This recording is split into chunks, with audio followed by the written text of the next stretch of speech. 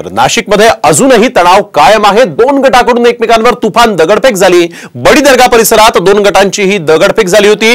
Police उपायुक्त Chandrakant khandvi, police निरीक्षक अशोक शर्माळे यांना या दगडफेकीमध्ये मार लागलेला आहे, कारण जोरदार दगडफेक झाली। पोलीस या दोन्ही गटांवर नियंत्रण मिळवण्याच्या प्रयत्नात होते आणि त्याच वेळेस या दोन पोलीस अधिकाऱ्यांना दगडफेकीमध्ये मार लागला।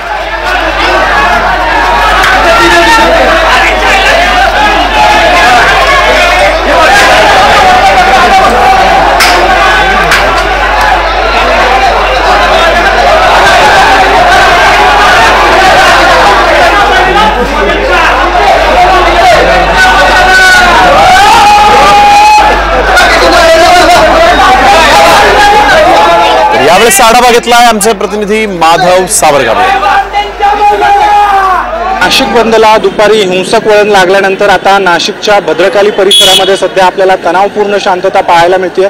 ज्या ठिकाणाहून या वादाला आणि सगळ्या दगडफेकीला सुरुवात झाली त्याच ठिकाणी मी आता आहे।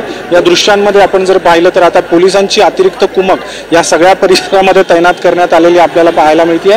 अगदी जे रस्ते या दूध बाजार भद्रकालीच्या परिसराकडे येतात त्या सगळे रस्ते बॅरिकेटिंग लावून बंद करण्यात आलेले आहे।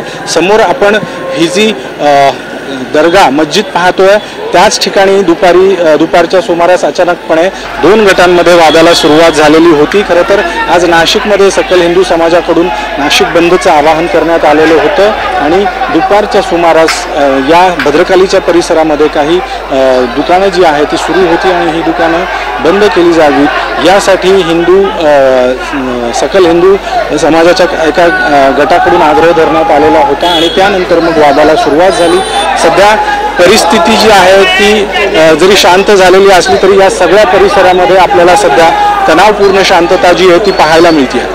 कॅमेरामॅन प्रवीण काळबांडेसह अभिजित सोनावणे, साम टीव्ही, नाशिक।